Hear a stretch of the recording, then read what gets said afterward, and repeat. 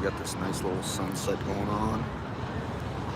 We're on Juneteenth. I just thought I wanted to capture a little of that. Be a nice way to start. Oh, I just got a pop-up about moderators. So, is that AI or that's just something they're sending to everybody? Hint, hint, we need some moderators in the chat. I've been sick. I've been sick since like Friday, Saturday. It's Wednesday. I slept about 2 hours last night. Just because I'm so hyped. I'm such a hype beast. I'm so jacked about life that just so excited about life, you know. Like, I think it's an effect of TikTok.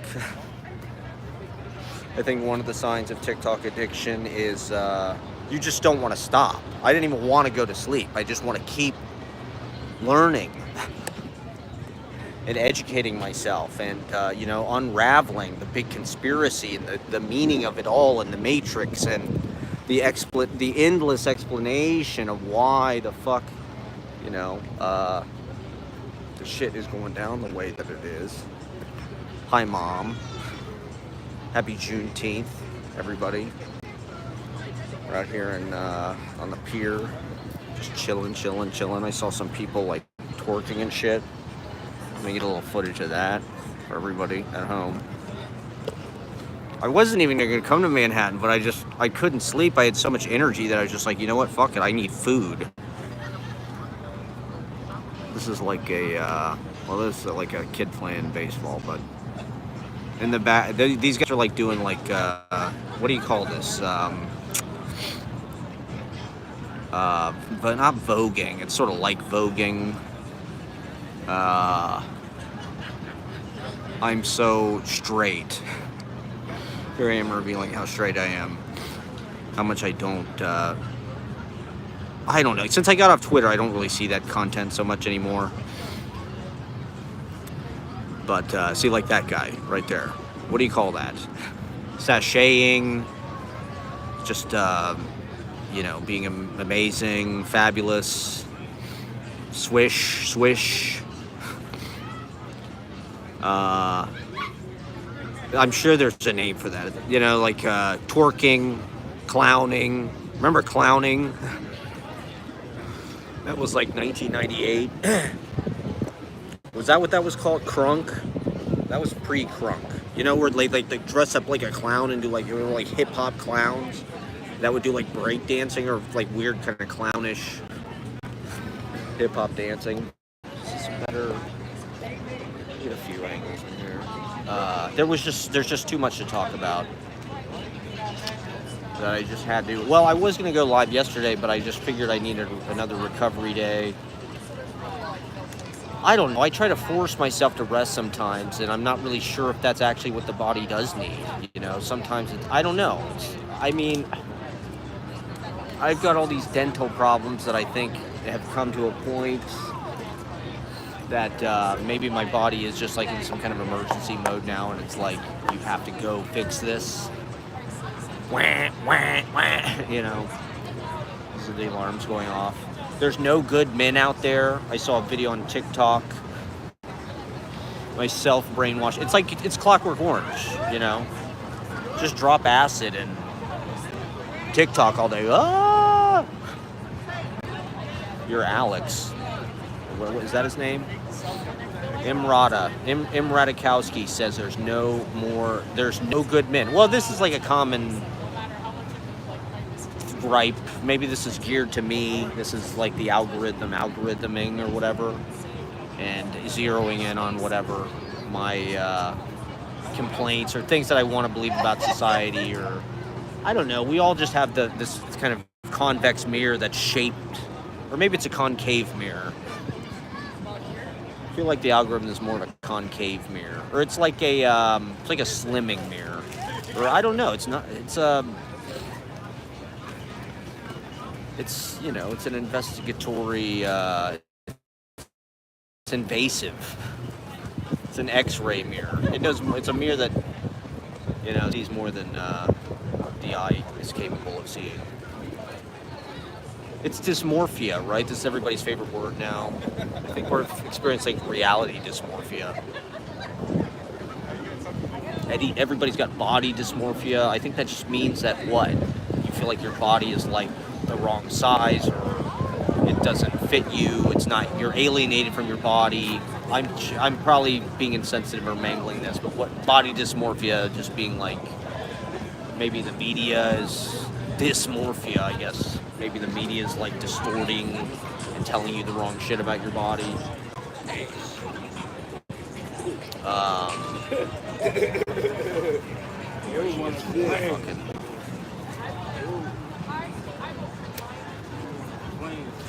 So we're all experiencing reality dysmorphia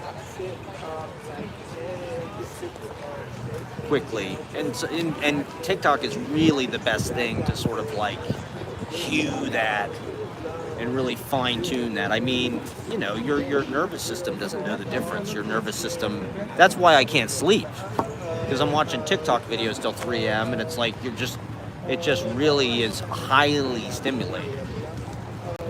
And there's a shortage of good men out there. I'm sorry, let me get in here. Yeah, get in there, man. Say hello. How you doing? What's up? I got one person on there. Yeah. Just chilling out here. Oh yeah. Hell yeah, reality.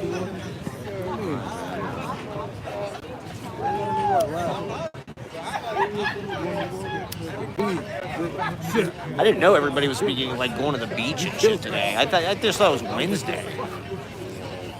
I didn't realize it was like the Wednesday that everybody had off work. And I got on the train, it was like, there were all these people coming back from the beach. I was like, that's kind of weird. It's like, I know it's like sort of, it's not that hot, but it's like, here we are, live from New York, live from from the Hudson. Yeah, so I guess I'm a bad white person or something, but not that I guess I didn't really think about it. But I think it's cool that, you know, it's cool that there's a federal holiday in the summertime where African American people can celebrate, you know, rather than in the middle of fucking February, February. It's like, okay, this is a beautiful day. This is great that everybody's out today. You know, it really is powerful that like everybody's going to the fucking beach and in the middle of the fucking week. You know, usually the fucking holidays are on a Monday. You just gotta fucking, you know, 3-day weekend's nice, but it's kind of surreal having a, you know, Wednesday off and fucking,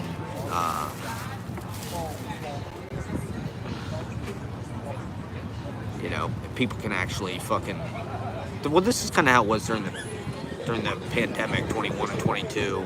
I think I'll go out on the fucking, I'll go out here on the sunset and shit, so people can see. Just the color's too nice, man. I just gotta get this color. It's just too fucking nice out here, bro.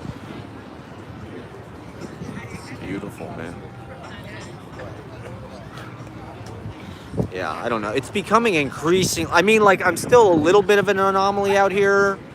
Where the point, like, you know, like, people get excited when they see, like, I'm streaming or something, like, but we've reached a point where they feel okay about engaging with it. You know, like that guy, let me get on here. I should have interviewed him or something. I don't know. Fuck, I fucked it up. I just have so much to talk about. Not that I'm going to remember what I wanted to talk about, but there's a shortage of good men. Well, okay, this is a reality dysmorphia. Not that we're never not in a reality dysmorphia. I think dysmorphia probably is just, you know, I don't know. We're in an alien prison farm. We're in the Angola for aliens. Planet Earth is just like Angola for... well, I don't know. It could be worse. We could be like bugs or something. That would be a hell existence. I mean, talk about... Could you imagine living in the New York City of the ants or something? Trying to be an ant poet, or... I am an ant poet. I'm a very minor.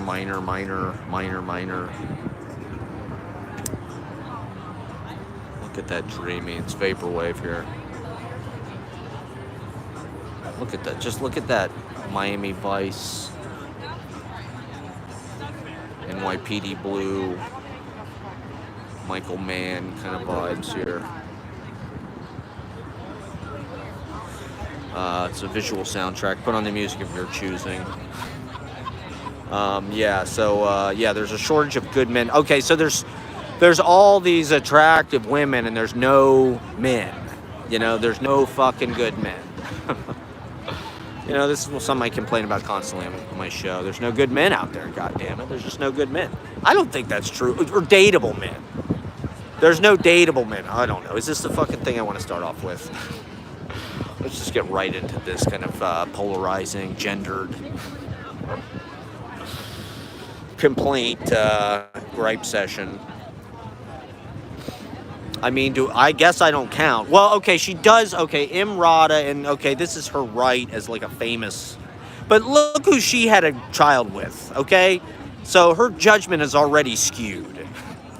I'm not sure her gauge of what a good man is. I don't know. Nothing. You know, she seems smart. That's like the worst part of it. It's like she wrote a book. It's like, and yet she procreated with like this coke dealer. I guess. I don't know. Who knows? You know, this is the internet. We just know too much. There's too much gossip. And so anyway, she prefaces it. She says there's no good men, but she prefaces it with the caveat, asterisk, 6 feet tall. Right? And she, you know, she goes, I know, blah, blah, blah. I'm going to get, you know, destroyed in the comments or whatever, but over 6 feet tall. And it's like, well, okay. I mean, there you go. I mean,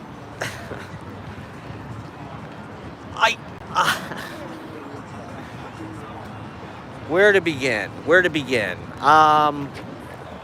Well, okay, I looked up the statistics. 15% of men are over 6 feet tall, right? The thing is, I thought women wanted good-looking men. They'll date a tall, ugly guy. There's all these ugly guys that if they were 5'4", they'd be suicidal. Oh, it's just heartbreaking to see the short kings in the comments. I think if you're a short king, you should consider becoming gay. It's if you want to have sex, short kings and men are just gonna. Something I've been thinking about for Pride and kind of like I see this Chapel Rowan or whatever. I don't know if this is real or if this is reality dysmorphia, but Chappelle Rowan, or I don't know how to say it, is like blowing up huge on TikTok, and they were on Colbert, and they're kind of like a Gen Z, you know. They're like I think they opened for Olivia Rodrigo or something, and they're kind of like they're the way TikTok would make it seem, and McGee is kind of like this too, where it's like maybe this is not actually something anybody gives a fuck about or knows about, but on TikTok, they act like Chappelle Rowan is like the next fucking Beatles or something. You know, they had to move her to the big stage on Bonnaroo, and, you know, there's fucking 10,000 TikTok crack addicts, you know, who know every fucking word of the song. But part of the aspect of Chappelle Rowan is, you know, part of their work is like they're queer. I think they're maybe even gay. And they also, they come from like a Christian conservative background. Not sure where they're from, but so it's like, you know, they're kind of, this is the people in the country, you know, and this is kind of where we're at in the polarization. I mean, this is what you see on fucking cable news all day, is like they're trying to ban drag queens from reading to children in Florida, and, you know, we got to ban this literature and shit, and, you know, prevent our kids from doing this and that. And it's like, but it is interesting how much a part of the identity of Gen Z, like being queer, is. It's becoming more normalized, I would say. And I think that might be a good thing. You know, it's, you know, coming from my 20th century hetero cis kind of like, what was it? Mask presenting, I would say, maybe in some ways. I'm mask presenting. Um, you know, maybe that is more accurate to human identity and just kind of the roundedness of experience, to have this binary and have these very narrow definitions of what masculinity is, femininity. Well, those are true, but gender, I guess, is a different. It's like body dysmorphia, right? We don't identify with the natural gender that we were born or whatever, and so we want to change it, or we can change it. Maybe that, androgyny, I think, is another part of this. The sort of queering of Gen Z. It's sexy to be sort of cross-gender in a way. If you're a man, it's kind of hotter to look like a woman. If you're trans, that's actually very sexy, I think, in a way. And it's just a way. I mean, it's such a defiance to the gender patterning and the fucking the kind of like the two sides. Red, blue, Democrat, Republican, male, female, gay, straight. It's like, I don't know. There are many colors in the sunset of sexuality. And, and gender presentation. So I present mask. I present very mask. And, not very mask. I guess that's what my whole country music summer thing is about. Hyper presenting as mask. Or I don't know. It's just like, part of that gender patterning was just building this civilization, right? And fighting wars and shit like that. And fighting nature, dominating nature, basically, using this kind of like violent masculinity, colonialist, imperialist, weapon, tool-based. But look at it. Look at what we did, Look at all this, the hands that built America here. And that's sort of unraveling. You can feel it unraveling. You can feel the nuclear family changing.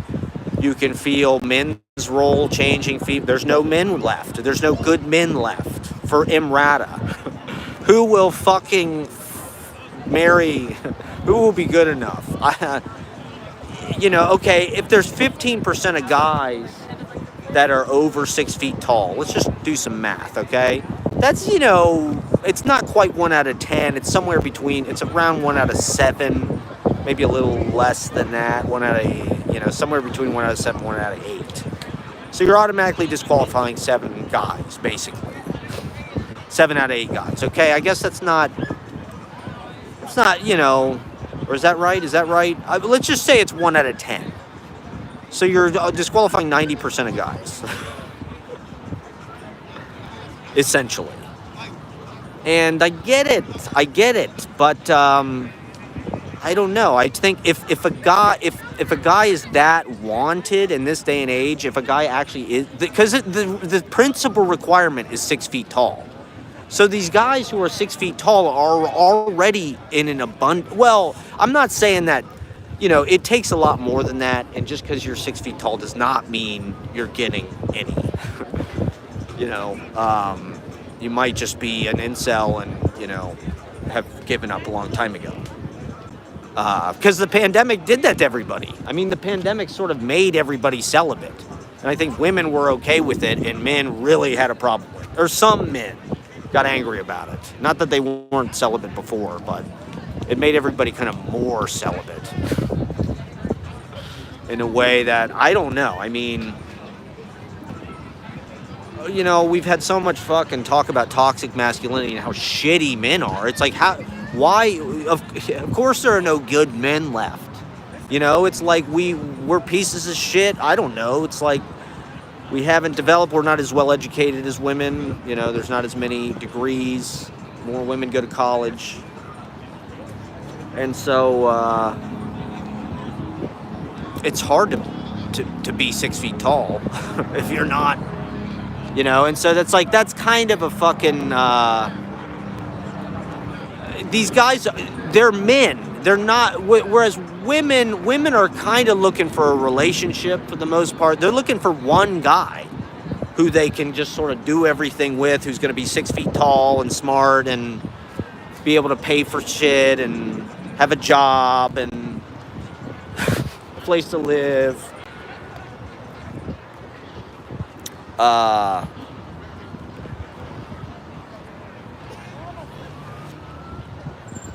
It's not really, I mean, okay, this was an interesting thing that I heard that I find to be true is, I heard somebody say that,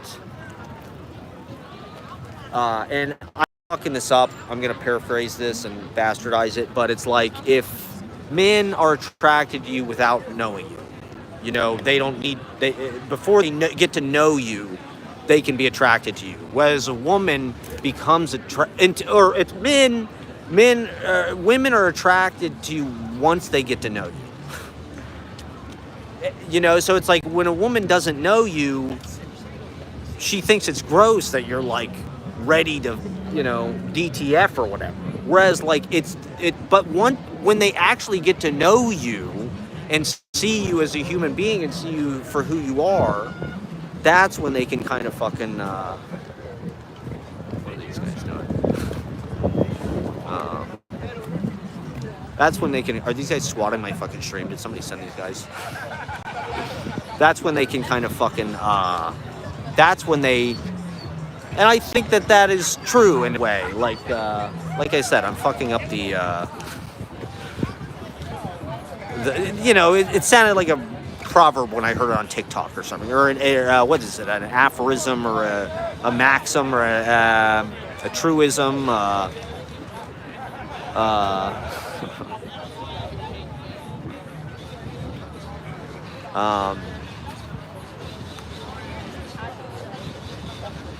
and so, you know, I think men are shooting themselves in the foot by being hypersexualized and being addicted to corn and thinking everything's going to turn into sex immediately or whatever. And, well, I don't know. It's like, it's a complicated war that's happening. You know, it's part of the division between everybody, but I mean, I can't tell you how much shit I see people complaining about dating apps, dating in general, dating sucks. There's no men to date, Imrata. Well, there's all these great women. You know, there's fucking, you know, there's so many hot, attractive women, smart, girl boss, put together. You know, they can dress, they can just do it all. And men are just what, you know? The women aren't asking for a lot, you know? They're just looking for somebody in therapy and who's not going to get violent or weird or who's not mentally ill. And, yeah, I guess today for a live stream day, probably everybody's fucking outside doing shit. I mean, I just wanted to celebrate America here. And all these guys on Juneteenth pointing at the sky. Hell yeah, this is what Juneteenth is all about, man. This is what America's all about. This is not really a pier, it's like concrete. Is it an esplanade? I guess it's a pier. It's not a dock, it's like a pier. Look at these beautiful clipper ships out on the fucking harbor. I guess the Hudson isn't technically a river, it's like a fucking inlet or something, I don't remember. Wide, it's a fjord. It's technically a fjord. Far from the Rappahannock. Oh God, yeah, so I need to go to the dentist ASAP. But I've been sick. I've been sick since Saturday, so just been watching movies and shit. TikTok videos. I mean, I did the open mic on Monday. It was a good show, but I mean, honestly, I'm kind of run down. It's just been last this is the first week I've had a Wednesday off. So, it's just kind of too nice out here right now. So, honestly, I'm just kind of in recovery vacation mode for a second. You know, I wanted to, and I got sick. You know, that's probably why I got sick. Because it's the first chance I've had to allow myself to get sick. Because I've just been kind of going nonstop. You know, I love doing the weekly thing, but you know, it's like running hurdles. It's like you can kind of only keep it up for so long. Consecutively. You know, if I could get a little break, it wouldn't hurt.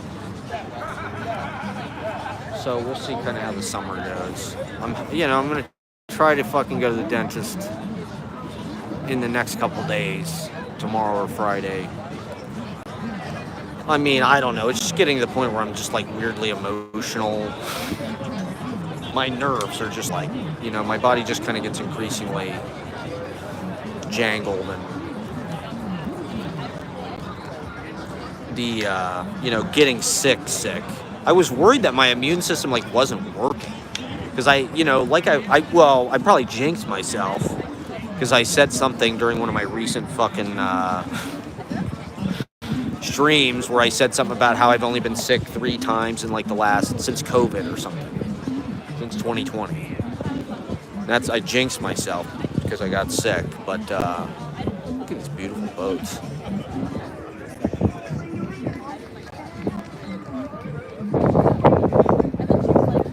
The party barge. God, people are partying today. As soon as it gets dark, I'm going to get off this pier, but I just want to capture this sunset. I guess I could walk. I mean, I'm standing. I could walk with it, maybe. Interesting, I guess. There's Hudson Yard.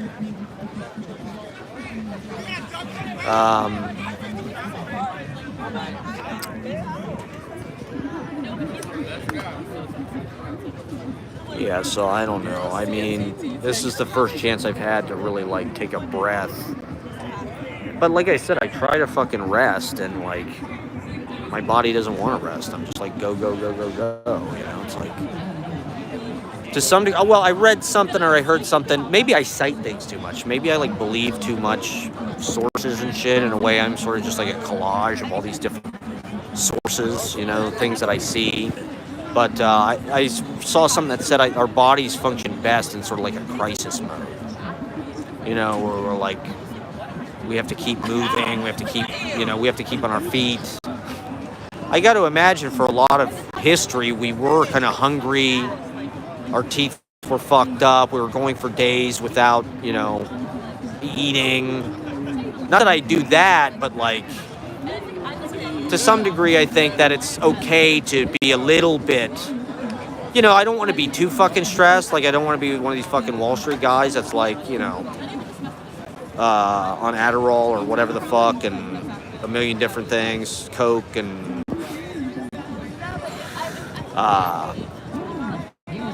Xanax and poppers and whatever the fuck Justin Timberlake is on. Apparently they found poppers in Justin Timberlake's system. So he's a lot cooler than we thought he was. Look at these ships passing in the night. Triple ship. Yeah, I was just so... I just had so much energy. Well, you come down here then. I knew you were going to be mad. I knew Ashley was going to be super mad. I just didn't know, I'm not mean, I didn't do it on purpose, okay? Just come down here, I'm down on,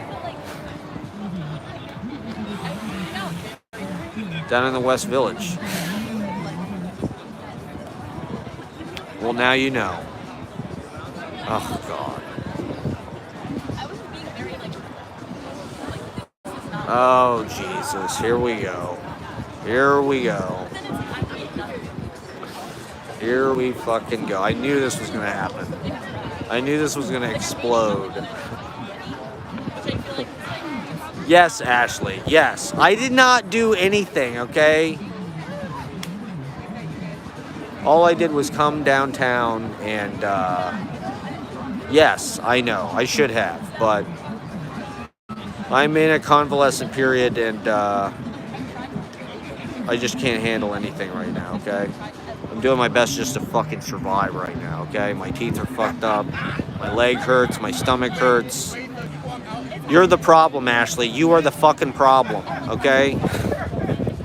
You are the fucking problem, okay?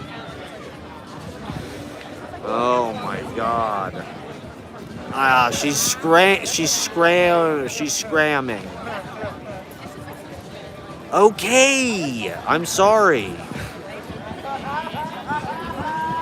Oh god, Ashley. Oh no, she is actually screaming. I know that she's actually screaming. Okay, come down. I'm out in the West Village. I'll be in Bleecker Park. I'm gonna go to Bleecker Park as soon as it gets dark. I need some water. Bring water if you can. It's not a big deal, okay?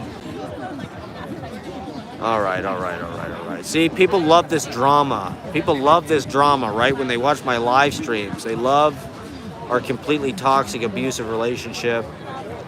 And, oh my God. I don't know. I've been doing everything I can to just keep up with my schedule and just try to make things fucking,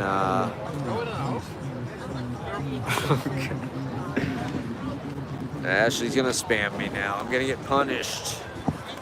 She's gonna punish me because I didn't let her know my exact location. Okay, it was kind of a spur of the moment thing. I'm not really a great text guy, as you know, okay? I saw this thing about Bill Murray hired a deaf person to be his assistant on Groundhog Day as sort of an anti-communication device because he did not want to talk to anybody. In the way that Bill Murray kind of has I mean, let's face it, my whole personality, probably like a lot of millennial men, my whole personality is based on Bill Murray. I don't know. I have no personality. I have no real self. I'm just Nick the Lounge Singer. I saw a Nick the Lounge Singer skit in a Dan Aykroyd, Irwin Mainway skit when I was like 9 years old.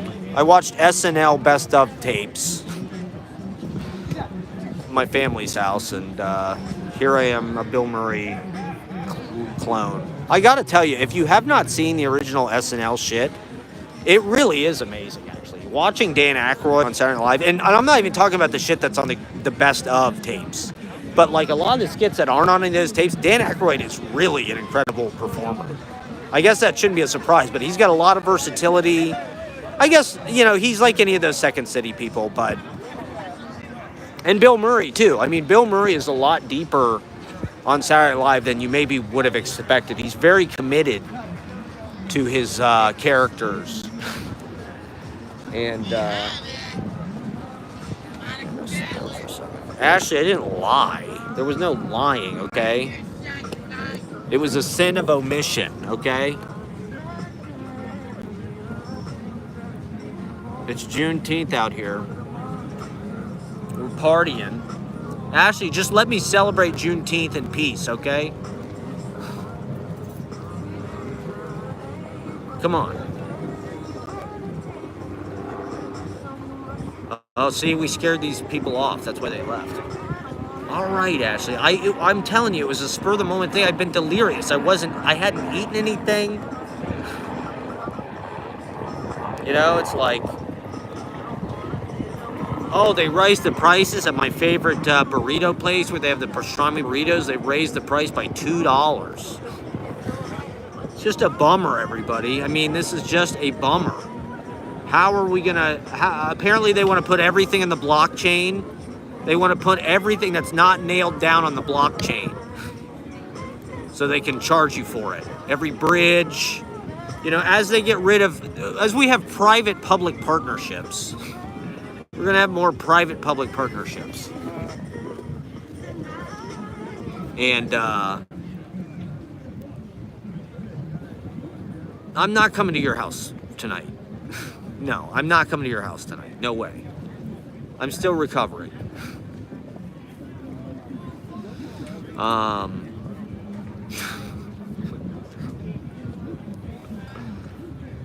no. No. Don't do this in the middle of my live stream, okay? I'm saying very interesting things about private-public partnerships and the privatization of everything, basically. They're gonna put everything on the blockchain and just auto pay. You'll just auto pay everything. You know, it'll just Omni. It'll be the Omni. Your Neuralink chip will just Omni pay. You know, to use this chair. This chair, it's like 10 cents a minute or an hour or something. They'll just city bike. You know, everything will be like a city bike. There'll be logos on everything. You'll just rent. Oh, I'm gonna rent this chair. I'll rent this bench.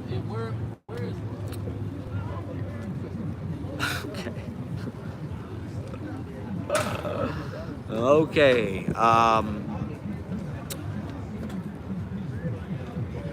So yeah, the Neuralink. The Neuralink. Okay, apparently the human mind can only process information at 40 bits a second, as far as I guess input, or that's like speech, maybe, I don't know. This is some fucking stupid Elon Musk shit I heard. I think it was him saying it, but it was interesting to hear how we process information in sort of computer terms, right? And apparently when you type things, it's 120 words per minute or 120 bits per minute or some shit like that. And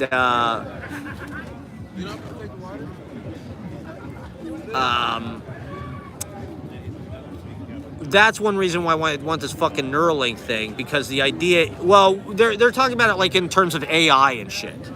You know, like I'm not sure exactly how fast AI can process shit, but like that's part of what they're doing right now in this transition to kind of AI. I should have turned the comments off. I knew I should have turned the fucking comments off. They're teaching AI like a child. AI is growing up like a child, basically, in front of us. You know, it's like, apparently it's like as intelligent as like a ninth grader or like a grad student or something like that. Or like it's as intelligent as like a ninth grader right now. So like part of the reason why AI has not developed quickly is because they have to feed it these models, right? And so right now it's feeding it the entire internet, right? The AI is learning how to model thinking and human intelligence by reading the internet, essentially.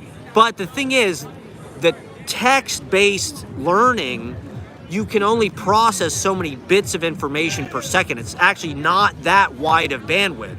Whereas with video, you're processing way more information, so it's a way bigger model. With human speech, there's more information. Maybe I should just, this music's getting kind of loud. And so, you know, this is my theory why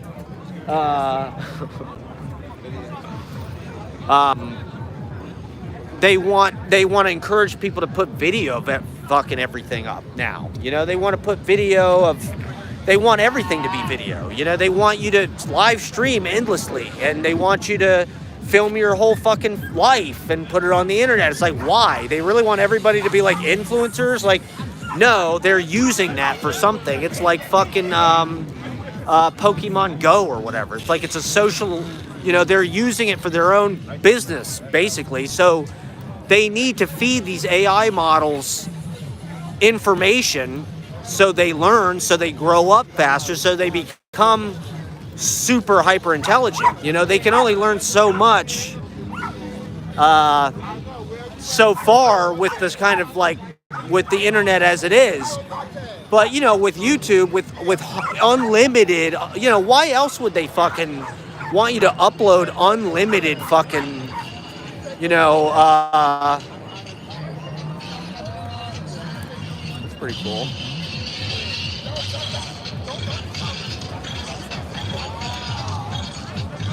unlimited, oh, it's free. It's totally free to just upload all the fucking vlogs you want, upload all the fucking live streams you want. And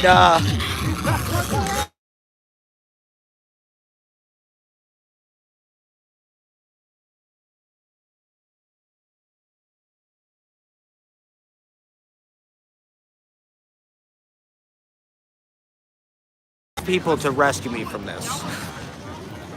I cannot get away. Ashley is like a psychotic person. I cannot get away. It's just like it's become harmful.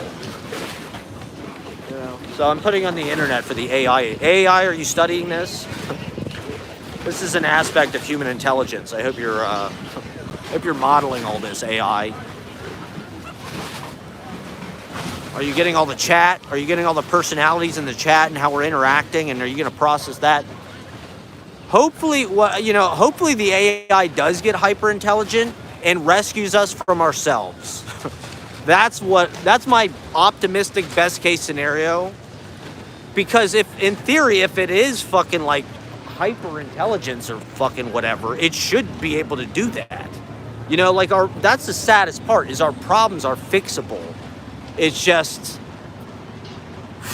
our human foibles are leading us to disaster. Well, we're being duped. We're allowing these fucking rich assholes to steal everything, basically, and control us.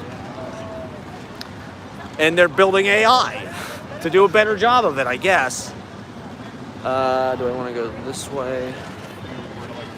World Trade Center. Ashley, are you coming or what? Do not say you will pay for this, okay? That's an active threat. She's making actionable threats in the comments. I want a legal note of this. Make a note of this.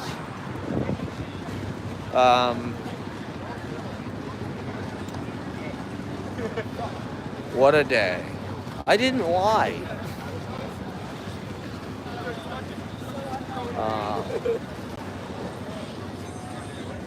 Yeah, so the AI is modeling us as we speak. Hopefully it becomes, the quantum computing, all this shit we've been hearing about, the self-driving cars. What else? What else has been just super hyped for decades, and yet cryptocurrencies, of course, the blockchain.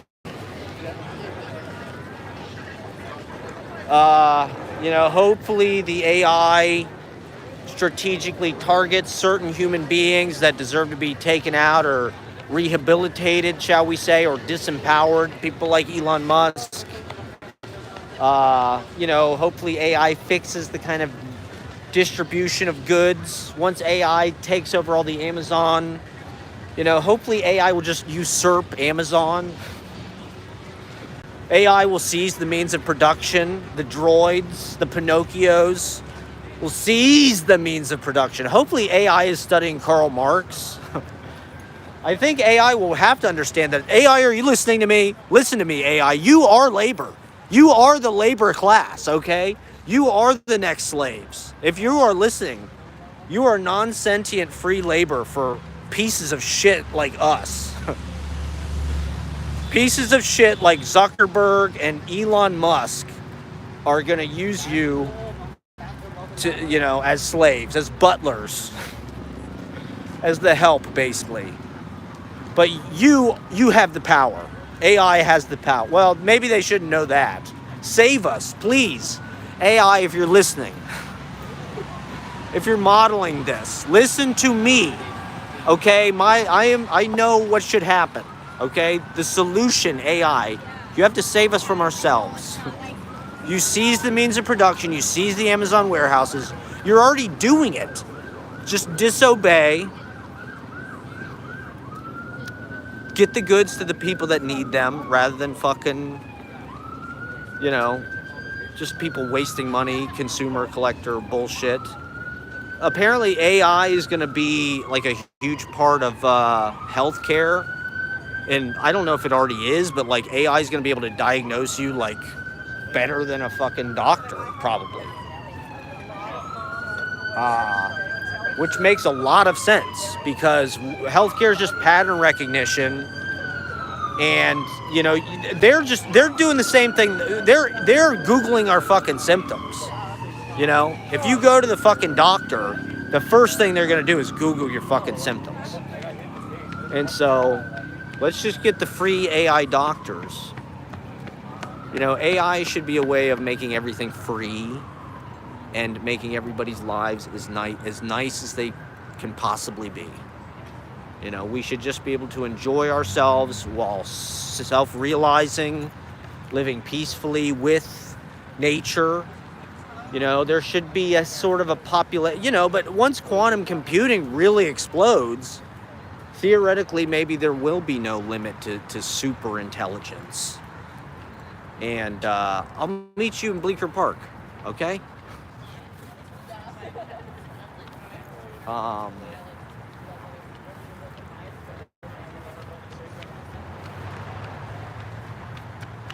These are nice Empire State Building looking fucking lampposts here.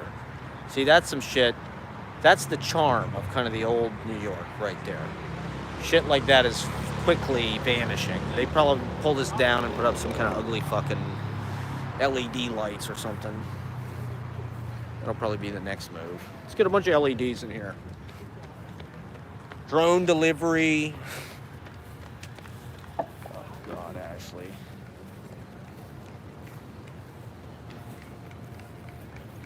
It's gonna be all, look at that.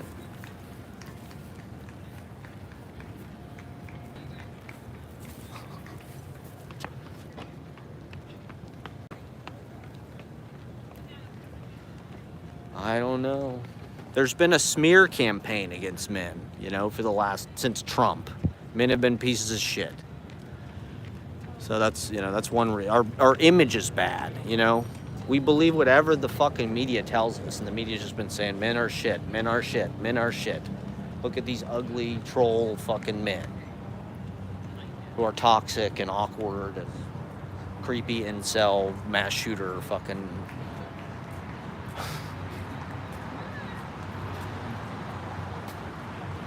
Slay, yes, queen, slay. Fuck these stupid men. We're all gay now. And then what do you do after? Everybody's gay. Everyone's turning gay. That's what Larry Fink wants, man. That's what they want. They want to privatize babies, man. The thing is that this is why they want to get rid of fucking abortion, because they can just create more of us, you know? It doesn't matter what happens to us. You know, they can just mass produce us and fucking, if we die, we die. So what if we don't have fucking health insurance? You know, like we're just there to serve them. You know, there's an elite class of fucking technocrats.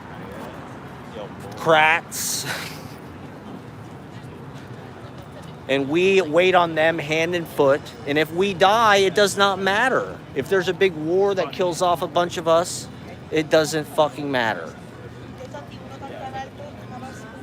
And you don't respect me. Oh my God, okay. Here we go with the allegations in the comments. Can I get a moderator? I just got a YouTube thing about a moderator thing. Can we just sign that up real fast? AI, if you're listening. Sorry, I need a moderator in the chat. This is clearly against YouTube standards and guidelines and whatnot. The agreement, you know, the terms of the agreement. No. I'm sick. Give me a fucking break, okay? Do not drag me into this in the comments, okay? We're just trying to enjoy this beautiful sky and holiday and, you know, the dawn. I think it's just evolution. You know, AI is just the next. Once we make this world uninhabitable. And so they're learning from us. We're the Geppetto.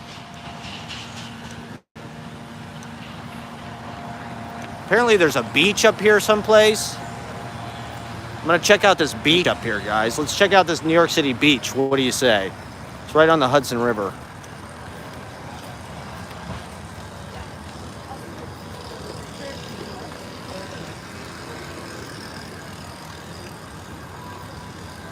Okay. All right, Ashley, come on, come on. Yeah, so they want to install this Neuralink chip in our head so we can process information faster. We're not going to be, at 40 bits per second, our little human brains are not going to be able to process, we're not going to be able to download comprehension, with the same fucking speed and efficiency as the AI android fucking robots or whatever, labor droids. Oh man, these fucking people. Mind your own fucking business. Oh, wonderful, wonderful, wonderful, wonderful. Okay, Ashley, we got it. 20 minutes. She'll be here in 20 minutes, guys.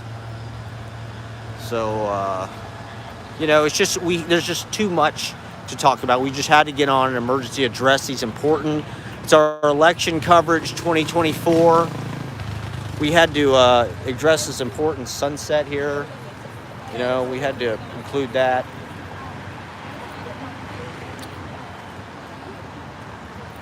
Stop saying you better, you better. Can we get a therapist? Is there like a therapist? This is all, it's all problematic behavior, right? Am I wrong here? Is it me?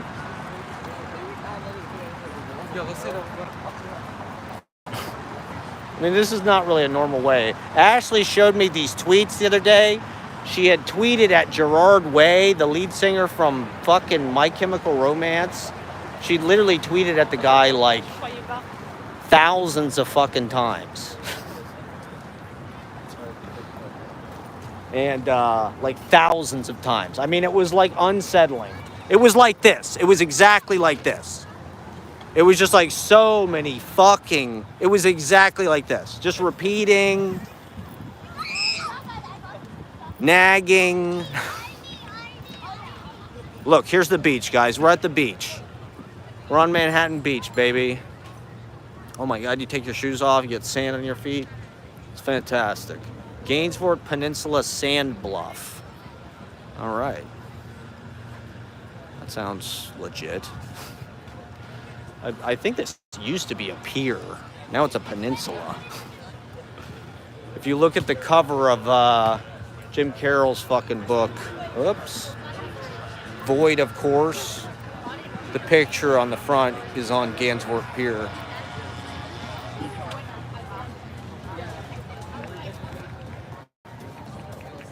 It's not going to be much longer before they outlaw this, I think. I don't think live streaming in public, probably in a couple years, just like with drones. They outlawed drones. I don't know. The way that people are looking at me doesn't look like they're super stoked about the live stream. Look at this beautiful beach here, guys. Wow, what a little discovery this is. What a magical little getaway this is, huh, guys? This is like,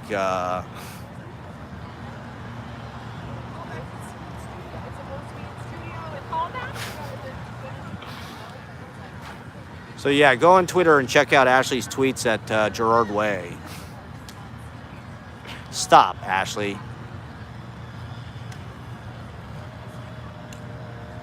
Come on. No, you're not. Do not say that kind of stuff in my chat, okay? Okay?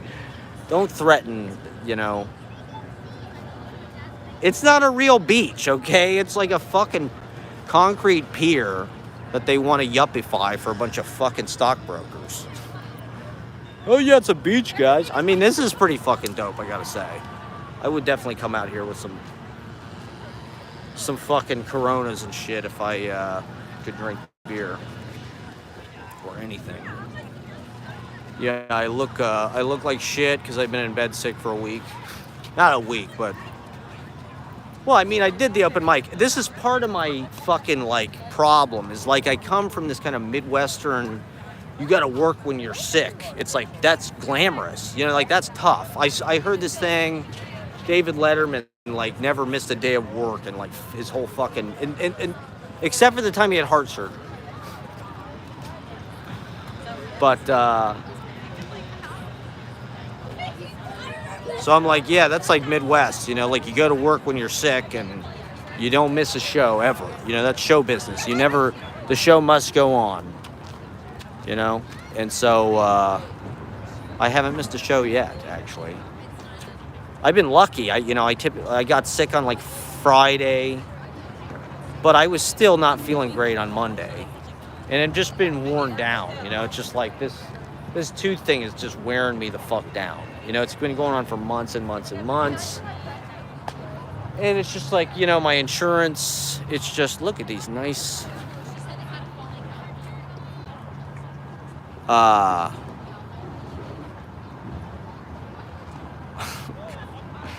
these nice, I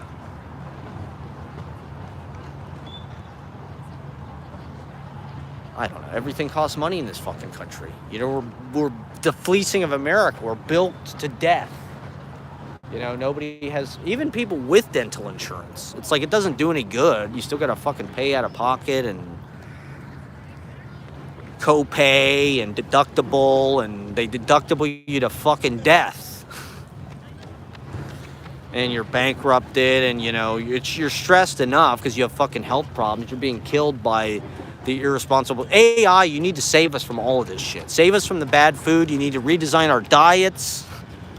You need to redesign our cities, our society. You need to help these fucking Trump people, these Christian conservative psychos. All their children are listening to Chappelle Rowan and moving to New York. Everybody in New York has Fox News parents. That's why New York sucks now. Because New York is full of people whose parents are conservative as fuck. Because they're the only people who can afford to live there. Everybody's parents are paying their rent, and the only people who made enough money were boomer Reaganites. They're all children of boomer Reaganites, so their parents all watch Fox News. They all listen to Chappelle Rowan. They all live in fucking Bushwick. And they're acting out at Daddy, even though Daddy bought them their little fucking glass condo that they live in off Myrtle Wyckoff or whatever. So New York is full of fucking Fox News children. And that's why it sucks. Because it's just about, you know, it's Meghan McCain, it's Jenna Bush. You know, Jenna Bush is like on the Today Show. Like, she's not the child of a war criminal. Let's get Dick Cheney's kid on there. Let's get Charles Manson's kid. Let's get Osama bin Laden's kid. Osama bin Laden's kid is a, not that I give a fuck, but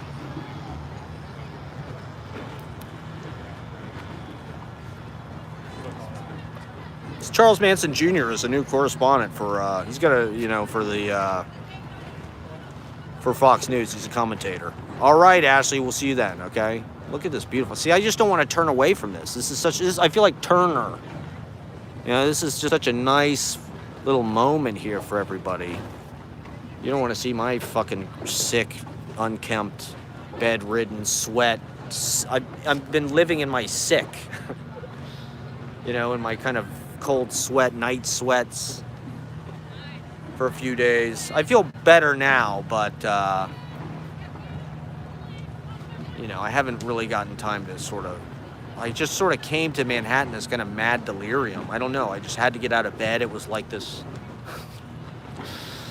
I don't know. It was like some kind of fugue state. I was in a fugue state, you know? I just jumped up like I was Beethoven or something. I had to rush to the fucking, the harpsichord or whatever. So, yeah, I should have texted you. I thought about it. I don't know why I didn't. I'm just not good at texting. I don't like texting. I want the Neuralink chip. Neuralink chip, AI secretary, a Neuralink chip. Just send the texts that I think. If I think of something that's a response, just send it. You know, I did think about texting you. Does that count for anything? It definitely crossed my mind. And I knew you would be pissed. I knew you would be pissed when you found out. So I can predict the future. This is a bit. It's all a bit, everybody. I don't know what the hell. Actually, this is why I can't get away from her. Because every time I do, she threatens some kind of shit like this. Which is a very dangerous place to be in. Because what do? How am I supposed to deal with this? You know, I don't want to be around this. But, you know, if I tell her that, she threatens me. What do? I don't know.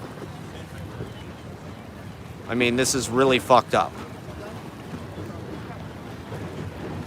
And it's abusive.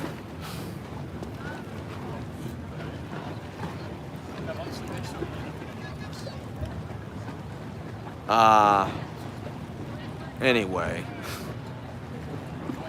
There's a lot of boats out. I guess that's not a surprise. I mean, I expected it would be a little hotter before people would go to the beach. Maybe this is everybody's first beach day of the year, but that water's still got to be pretty cold, I would think. There's a Statue of Liberty, everybody. Once again, it's our 24-hour election coverage. 24/7, 365 until Election Day. You know, I think I keep seeing videos about how they're going to replace Biden. I don't think that's true. I think Biden is the person that they want, actually.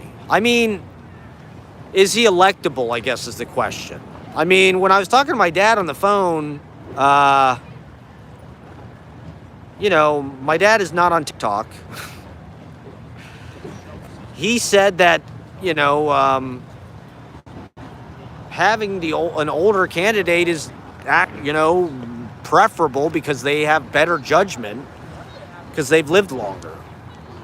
You know, I think that's an interesting point. I think with Biden, it's, you know, it's his public, well, it's just his interactiveness with people. It's like he's clearly,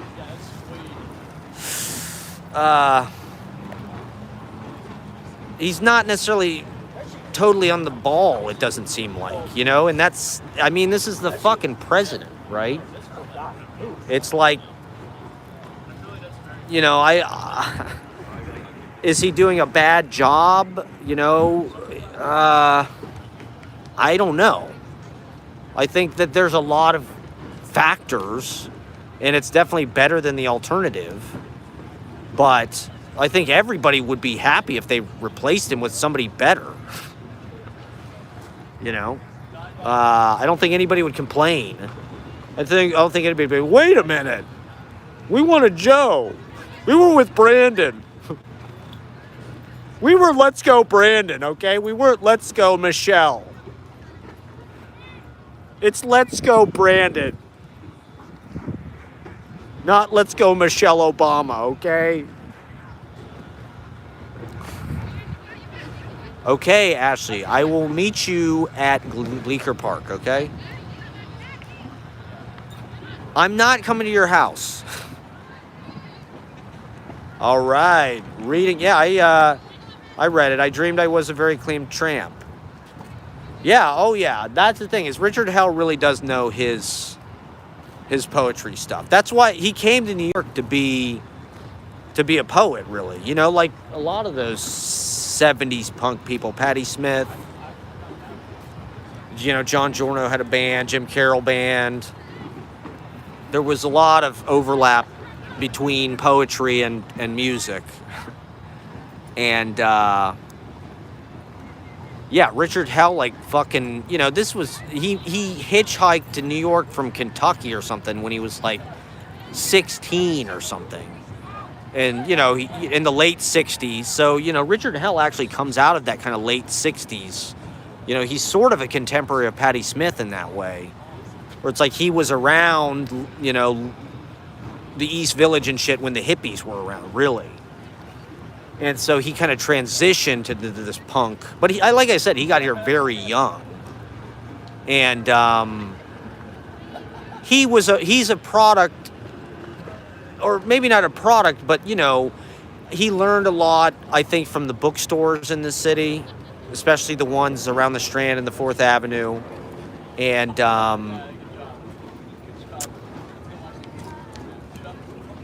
And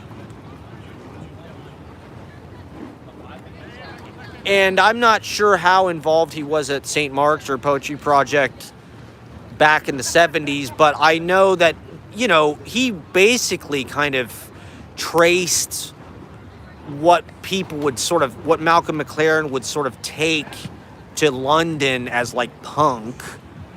Him and Patti Smith were basically just imitating the poets. You know, Richard Hell is a huge Ted Berrigan and Bill Knott fanatic and sort of a Mimeo collector. You know, Richard Hell collects a lot of rare Mimeo stuff. And he said the two perfect books of verse written during his lifetime are Many Happy Returns, the Ted Berrigan book, and I think Cops and Beans, the Bill Knott book. And Richard Hell was really imitating Bill Knott, actually, with a lot of the punk, the quote-unquote punk stuff, his sort of disheveled, the way he dressed, his kind of I mean, Bill Knott was very you know, he was an orphan. His parents died. I don't even remember the story, but he was orphaned from like very, very, I mean, maybe from birth. I don't even remember the story, but you know, you can tell the guy just has no self-esteem at all. And so, he's just, you know, you could tell he was just like allergic to, I don't know, he takes these kind of anti-stances just on everything. And so, you know, Richard Hell was kind of imitating Bill Knott's kind of way of doing things and his kind of DIY, you know, antisocial. But it's amazing to me how influential Richard Hell is. Because, I mean, I enjoy his music, you know, to some degree. Although I would say the band Television and the album Marquee Moon, you know, Richard Hell is not on that album. And, like, to be honest, I don't think he could have functioned in that band because those songs are all 7 minutes long and blah, blah, blah. It's like they're all complicated. Television is like prog rock, basically. They're like they're like a prog rock band in a way. Even though they sort of get lumped in with punk. Verlaine and Richard Hell they came to New York together to be poets. And sort of learned their trade through Mimeo. Mimeo is very punk rock. I mean, Mimeo is kind of the original zine in a way. Mimeo is like the original DIY. The church had a mimeograph machine where you could roll off paper and staple it, you know, and that was how they made their books. That's how the World, the Poetry Project magazine was made, and all of their books were Mimeo books. You know, they just put out a fucking Mimeo book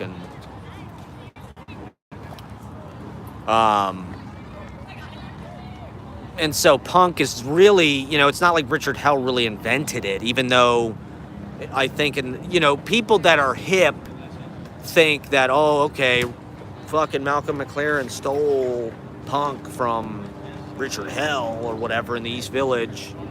And that's only part of the story, really. You know, Richard Hell was influenced by a lot of the, you know, and all of that stuff was influenced by beat poetry.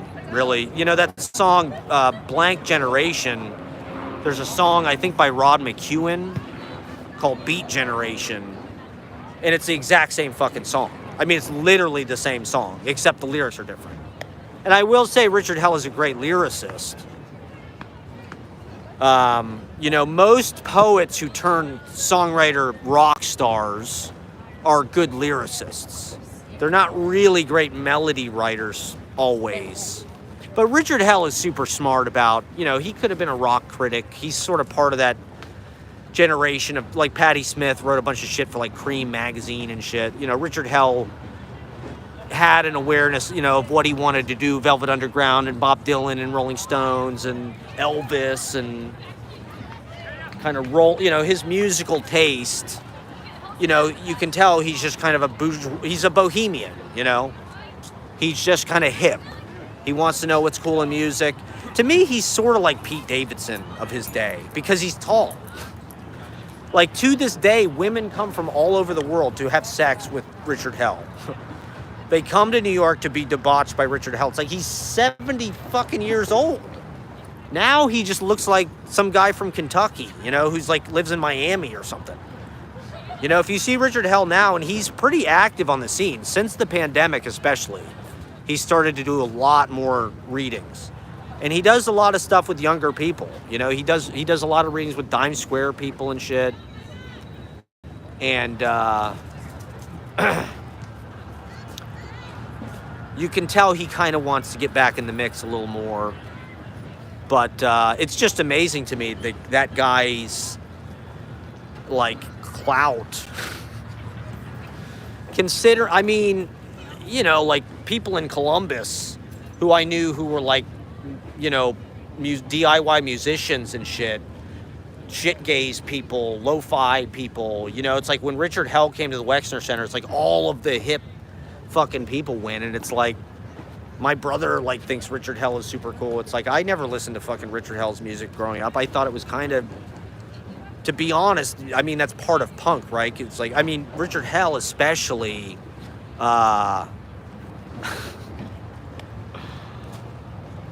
you know, of the Verlaine Richard Hell kind of partnership, Richard Hell was definitely the one that was sort of anti-technique or not about technique. You know, Tom Verlaine's guitar stuff is kind of incredible, actually. It's kind of hard to believe. It's like so good. But let me go back down to this beach, man. This beach is just too sweet. Just come meet me at this beach. Okay.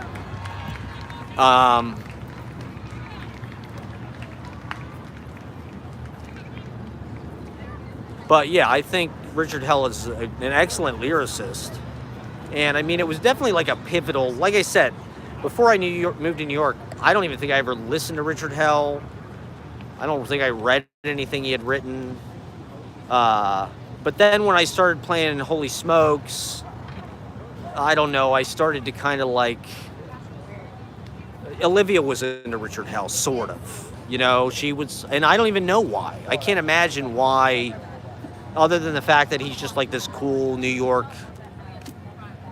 like, you know, art god or whatever. It's like, he has this kind of draw on people even to this day that's like, you know, like fucking Pussy Riot. When Pussy Riot came to the United States, it's like, who the fuck did they hang out with? It's like they went to fucking Richard Hell's apartment. It's like, that's kind of crazy. It's like, where are all the good men? You know, where are the good men these days? It's like, we got to fuck Richard Hell. He's 72. You know, it's just PR. We just don't have the PR that they had. Richard Hell had incredible PR. And don't get me wrong, he's a very, very, very fucking smart guy. And like, I feel like I relate to him in a weird way. He's like the bass, we're all in the bass player brotherhood.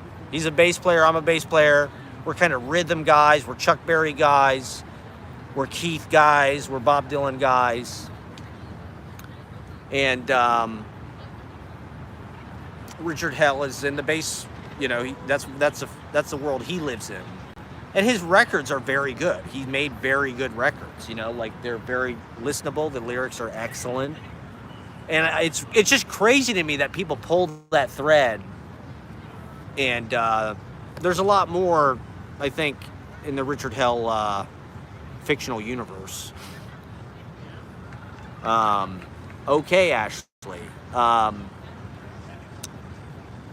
His novels, honestly, you got to read, I've read Go Now. Go Now is like his road novel. It was pretty good. It's like, you know, crossing the country. And then, what's the other one? He does one that's sort of a modern Rimbaud story in New York. It's incredible. God something. It'll come back to me in a second. But it's a modernization of Rimbaud Verlaine in like 60s, 70s New York City poetry world. And he mentions, it's kind of interesting how he plays with the level. Like, the dude he's one of the best writers in America, I would say. You know, he's in that top class, you know, if you ask me, you know. Because what he does is actually very authentic. It's not just like Jonathan Franzen or some shit, some kind of fake, old-fashioned novel thing. It's like he's thinking about it in a godlike. Yeah, is that what? Yeah, that's what it's called, godlike. Yeah. And you know, he includes people like Ron Padgett and Berrigan and stuff in this fictional retelling of the Rimbaud story. So they should make a movie out of that book, honestly. That would be an excellent movie. But that's highly recommended. If people haven't read Godlike, definitely get Godlike. It's one of the best, you know, like New York City poetry novels, I'd say, that I've read. He's got some interesting YouTube videos too. Richard Hell did these, like, they're like this. Or like he filmed himself on his photo booth camera, but then like he'll pause it and he'll do like a picture-in-picture where like another one will pop out and he'll like comment. Because I think he was kind of trying to do what I'm trying to do, which is like he's trying to figure out a way to write through like talking and through like, you know, photo booth or whatever. Selfie camera, front-facing camera. But that was an interesting way to do it, where he'll like pause it and he'll be like, okay. Because that's something I do a lot. If I'm like watching a stream later, I'm always like, oh, I should have said this, I should have said that, I could have added this would have been funny. And it'd be great if you could add that stuff. But when I'm doing this live, it's like even getting just the story out is what I'm kind of trying to do. I also saw this video that said, if you want to keep people's attention, you want to talk at 90 beats per minute. I thought that was kind of interesting. The idea that we have our speech has a tempo that specific or whatever, or that measurable and consistent, 90 beats per minute. I wonder what my beats per minute are. What's a beat, I guess? Is that like an IM? Is that like a stress? Is that a beat, stress? How many stresses per minute?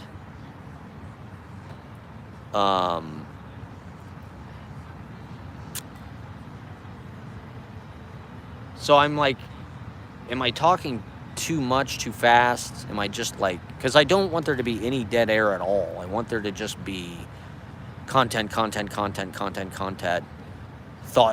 idea, information, Monty. It's about information. The AI needs to model our personalities, man. That's impossible to quantize, says Adam S. You could know. I mean, I've been talking with the metronome to sort of teach myself how to do. Well, it's like this thing that, like, if you talk slower, then people listen more. It's only low confident people with no self-confidence that talk fast and say like and because they're worried you're going to stop listening, whereas confident people are slow and they allow there to be holes in their speech or whatever. So I don't know. Is streaming just an ASMR? Is this just an ASMR? Is this a hypnosis? Is this just a form of hypnosis? Am I not good at hypnotizing? It's curious to me. I must be pretty unlucky because I put my share of content on the internet, I would say. I put my share of content up there. And it feels like in this day and age, everybody is going to go viral sooner or later. I mean, that's the promise of the internet, is that it democratizes the means of fucking attention. And we all deserve attention. And everybody's going to be famous for 15 minutes and all this shit.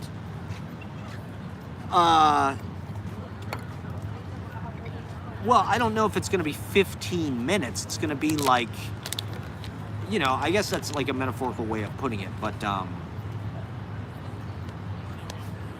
you know, now it's like fame is almost going to be distributed like geographically or something. It's like, depending who sees your TikToks, your Instagrams, you know, you're going to get like a certain portion of fame or attention. And they know, I don't know, it's just weird. Is this an addiction thing? They're just selling us our own narcissism to us? Or is this like a basic human need to be seen, to be validated, to be heard, to be famous, sort of?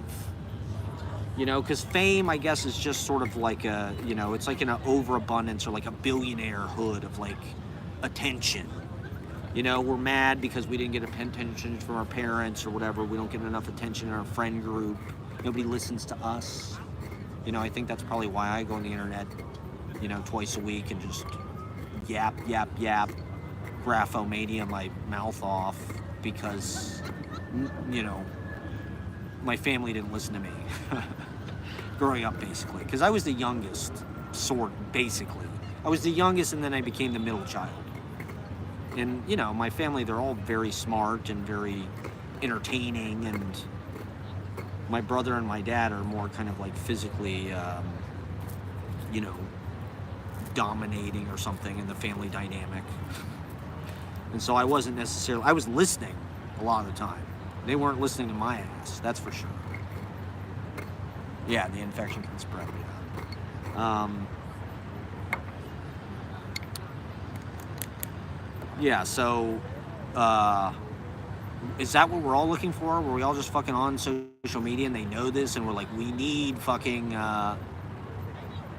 somebody to listen to us. We need somebody to look at us. We need somebody to validate us, say that we're good. Comment on us. Comment on me. Comment on me. Engage. Oh my God, you like my post? Wow. Oh my God, look at the accusations flying in the comments.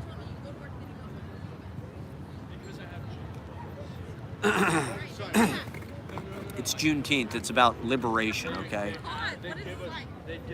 Oh no, okay. What are you talking about? They have like, Zach gives you gym clothes. they have shorts, shoes, socks. What happened? Can you tell me what happened to you? I'm gonna go. I mean, you know, the thing is, it really doesn't. My teeth don't hurt that much, you know. It's the rest of my body that's starting to. Well, the thing is, when you start to have problems with your teeth, your immune system gets confused because it's really one of the principal fucking defects of evolution is how many nerves are wired into our goddamn teeth. I mean, if you have a problem in your fucking tooth, it can give you unimaginable pain and it can, you know, give you pain all over your fucking body. And it's just so easy to crack them and fuck them up. And, you know, our diet, that's when I just started to think, you know, everything was kind of demonic and sinister. It's just like the food in this country is really designed. I mean, pop, sugar, you know, even like gluten, shit like that. A lot of these sauces, thing they put in sauces, it's just like all this shit just destroys your enamel. It's like it's designed to, you know, Coca-Cola. Think about what Coca-Cola does to your fucking teeth. Like, it's designed to just like crack in there, get into your nerves, and eat away and kill you. You know, it's just like, it's such a dumb fucking thing to cause you so much pain and like risk.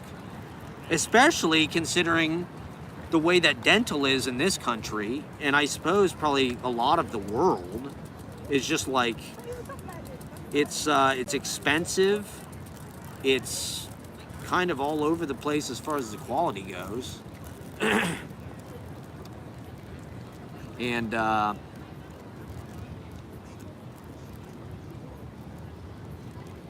yeah. Yeah, so it's sadistic. It's demonic sadism in the United States. The child-killing pedophile Pizzagate cabal. They feed on our suffering. They feed on our pain, and that's why they feed us Coca-Cola and Pizza Hut. That's why they put a Pizza Hut in the Taco Bell, in the Kentucky Fried Chicken. Put all of the worst foods in one fucking place. Make sure you get stuffed crust pizza and fried chicken and a cheesy gordita crunch. And get some Mountain Dew or Baja Blast or whatever that shit is. How can any human being consume Baja Blast? How is this possible? How are people surviving in this fucking country? I just don't get it. I saw some video about like roofers or some shit. And it was just like, yeah, this guy I work with, all he ever drinks is Mountain Dew and he smokes Marlboro Reds all day. I've never seen him take a drink of water. It's like, how do these people survive? You're out in the sun all day, listening to fucking Toby Keith. You're sucking down Marlboro Reds. You're drinking Mountain Dew Baja Blast Code Red product tie-in drinks. You know, Star Wars Mountain Dew. Star Wars Doritos flavored Mountain Dew. Cool Ranch Dorito flavored Mountain Dew. With Darth Maul on the front. Sponsored by the X Games and Shaun White. And Tony Hawk's Pro Skater 69. And how are you alive? How am I 39 years old and just breaking down when I have, like, what did I even have? I think I had some Drizzlicious. Well, where I really fucked up is I was going to this Japanese food place, and the food I was getting was pretty healthy. It was all steamed vegetables and meat and shit and rice, but the sauce I was putting on it it didn't take long for it, just like 3 of my teeth were fucked up in about a month of eating this stuff. It's like, that should be illegal. They should not be allowed to sell whatever's in this fucking sauce that is like just like demolishing your teeth. And yet nobody is dental. How do normal people deal with this? Well, they're drinking Mountain Dew, fucking Jar Jar Binks tie-in. Well, they're drinking from the soda fountain at Taco Bell. All right, yes, I will be at Bleecker. Yes, I'm at the beach. Why don't you just come to this beach? Can you come to this beach?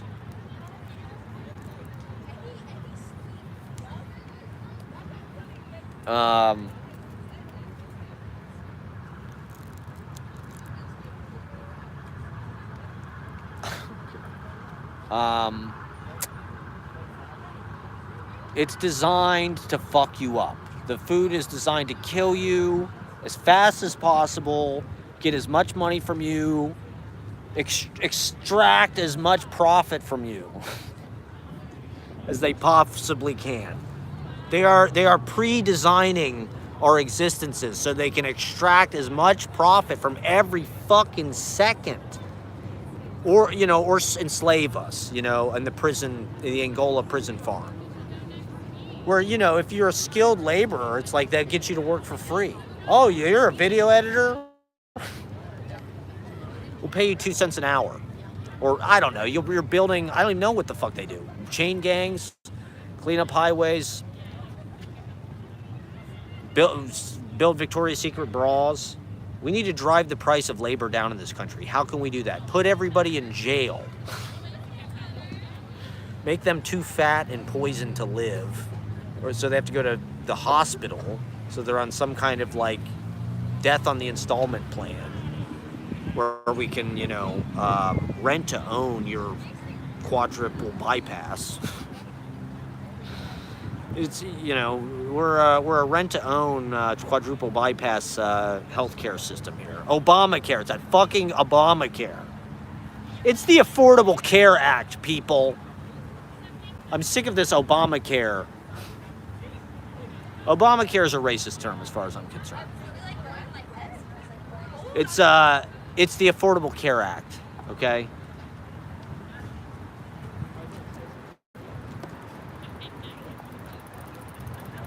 And, yeah, You know, you're either, I don't even know, what do they plan to do with all these people?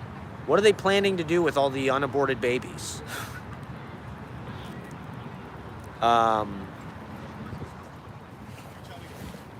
You know, these are going to be human beings someday. I know they don't think about that, but someday these little fetuses that everybody loves so much are going to be big, fat, fucking dumbass rednecks driving Ford F-350s and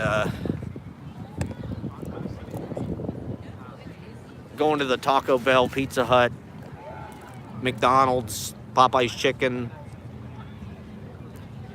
Arthur Treacher Fish and Chips, Long John Silver's Ghost Kitchen. I think I walked by a ghost kitchen on the way over. I saw a place, it had like a fork and knife insignia, and all these delivery guys were going in and out. But it was not a restaurant. It was just, it looked like that warehouse in Goodfellas that Robert De Niro tries to get Lorraine Bracco, Karen, to go down. It really did look like a ghost kitchen. You know why they're called a ghost kitchen? Because it used to be a restaurant when it was alive. When civilization had a body, you know, this is part of us having body dysmorphia and divorcing from our bodies and corporeal reality. Is it used to be a restaurant, and then the restaurant got killed by COVID. Now it's a ghost. Now it's a ghost. It's a ghost kitchen. It's the spirit of the restaurant. And so, you know, we live in a graveyard of fucking formerly awesome places. It's sad. You know, fucking, how dope did New York used to be? You know, there used to be fucking nightclubs and fucking barges on the river and churches and shit. It was cheap. I don't know. Now it's just a, you know, playground for the rich. Everybody running everywhere. Everybody's in running clubs. They don't know how to date. They're all joining running clubs, which are basically just hookup clubs. I mean, you know, to be honest, are these things really dating apps? Like what does that mean? What do people want to get out of dating? That's what I don't get. Is like, they complain so much about dating. Like, what do they want it to be? Like, you want a long-term relationship? Is that what you want? Like, you're using, because that's not dating. You know, that's like finding a person, being in a relationship. Like, if you're dating, it's like it's always going to end badly. You know, that's why it ends. Because you don't like the person anymore. You're like, I'm over this. I want to do some more dating. I want to see some more people. That's what dating is. You know, it's like trying a bunch of restaurants or something. Like, I don't know, like, in a certain way, maybe we can't like everybody. I don't know. I think women have been just tuned to not like us. They hate us. They've been tuned to hating us. The media, it's the media. They're trying to bury us. They succeeded. They succeeded. They destroyed the working class in this country. Jersey Shore, we got to get down there. Well, now that I'm on summer vacation, we'll come down very soon. Now that it's beach time, I mean, Jesus Christ, how much does it cost to park near the beach?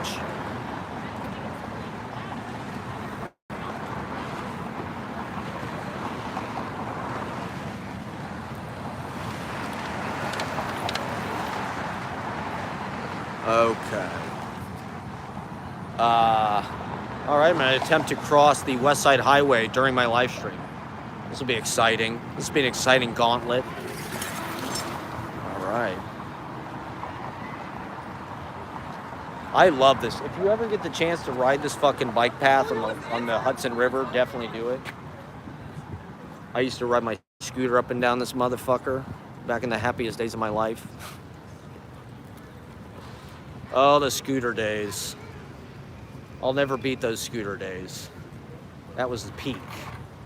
That was peak. I mean, will civilization, you know, the cops, the thing is, okay, I don't think that weed store on Broadway that I go to and buy $15 eighths, I don't think it's opening again. I think it's done. You know, I think the cops are really cracking down on this shit. They're starting to put locks on all these like fake or illegal weed stores. But it's like I don't know. They were a business. They were providing a valuable service. I loved that business. 5 stars, 5-star Google rating.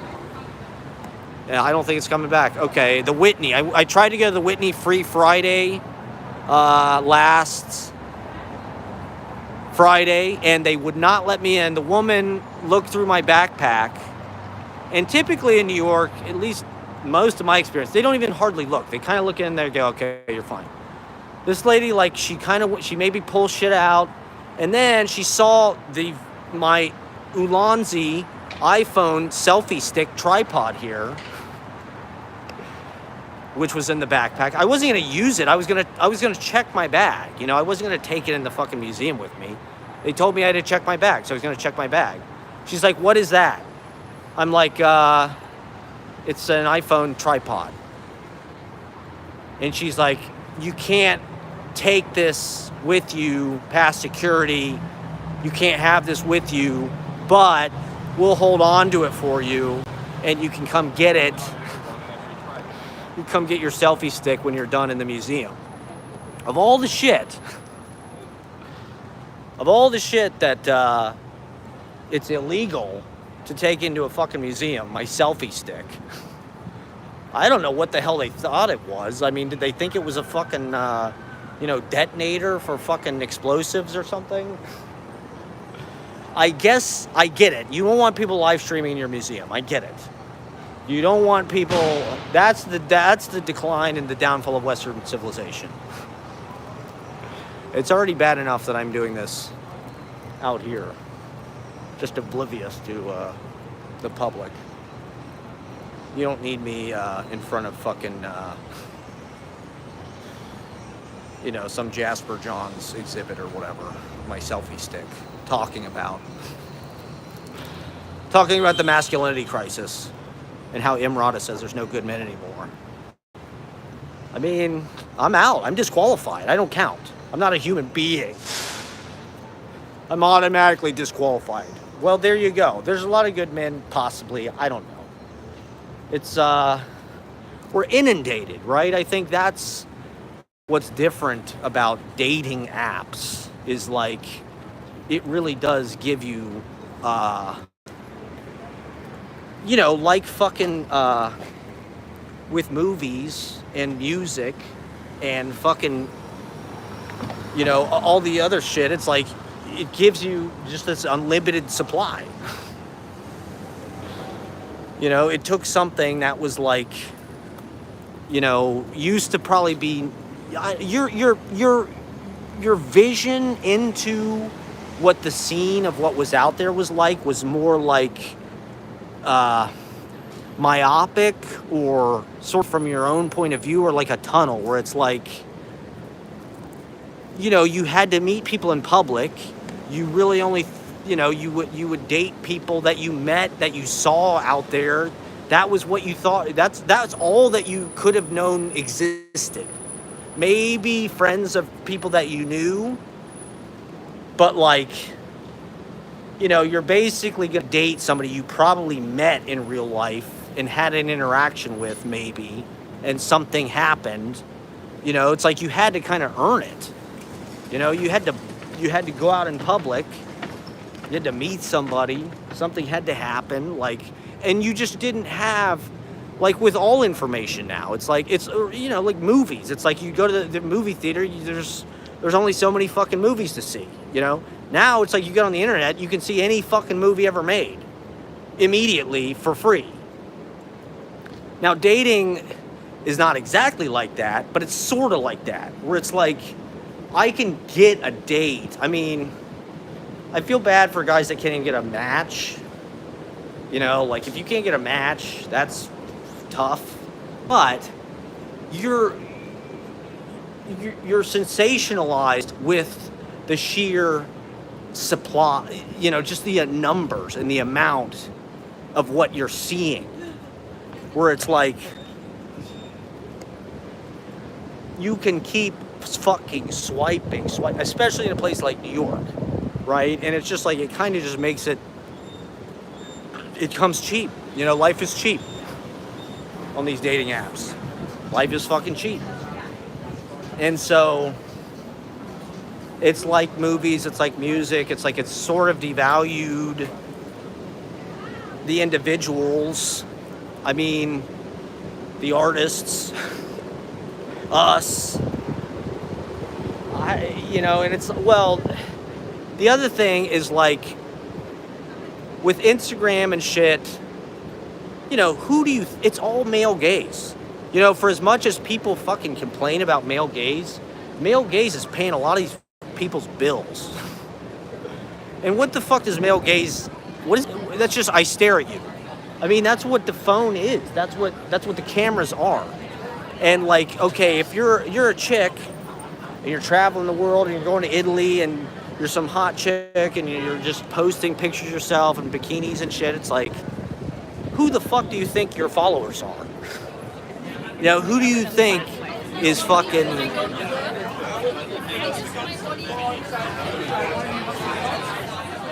your customer base? It's creepy guys. It's a bunch of creepy fucking guys. You might have 80,000 followers on Instagram, but how many of them are just fucking creepy guys that just want to look at you? I mean, that's what it is. And so there's not many guys that have a comparable, especially the way our social media is like monetized and it's a part of like our social kind of popularity score. I mean, not that really women like judge us. They probably like us better if we weren't on Instagram. At least they claim to in a certain way. But you're sort of forced onto it in a way. It's like you got to build a fucking business if you want to be an artist. Your Instagram is like your PR page. It's more just a PR page than anything else, actually, at this point. And so it's like we're all trying to monetize our art. We're all trying to build our careers. If you can get tens of thousands of fucking followers, that's currency in the modern attention economy. And so it's like you're already hyper beautiful. And now you're going to have money and success and good for you, but you want to look at, all I'm saying is, in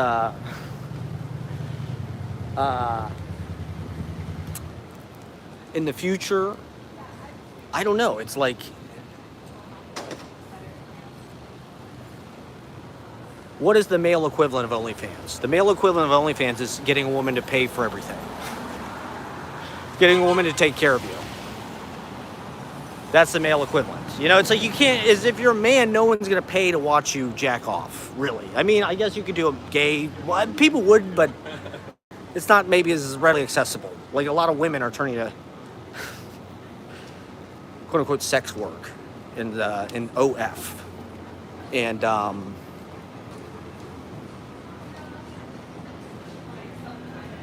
I'm not saying that that's good at all. But, I mean, even if you got a fucking Instagram with shitloads of followers, somebody might just send you fucking money and shit. I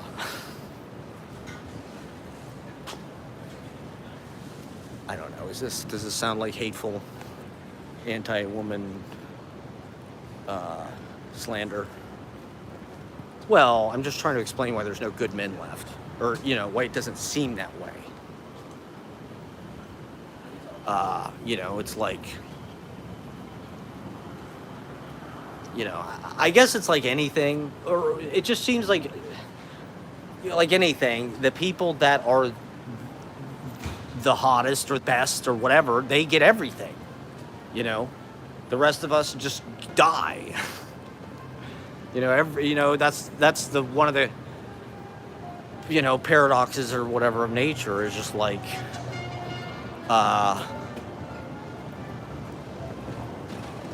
it's not egalitarian. It's not equal. It's not about fairness. It's like people want, everybody wants to have sex with the stud of the herd or whatever, I don't know. Is this crazy? Does this sound crazy? I'm losing it here. There's a fucking some kind of Eastern European Slavic street band, street musicians over here playing Barbie Girl on fucking trumpets and shit. Oh god. So here comes. So Ashley's gonna be here any minute. Get ready for that, everybody. Maybe I should turn it off before that happens, just to spare everybody. Well, that could be ugly. I don't know. I don't know if I want to get that on camera. She's gonna be screaming and I don't know. We'll see, I guess.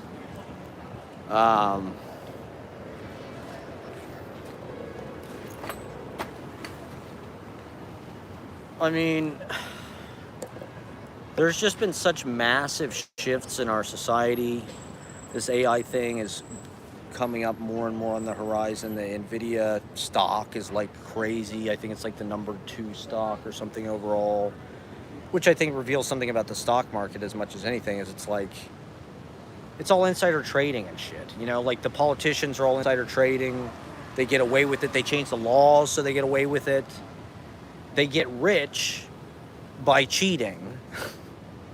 They're the ones that write the laws, and so they just change the fucking law. And so that's, you know, they just steal all the fucking wealth that's created, and they, you know, reroute it through the fucking market. And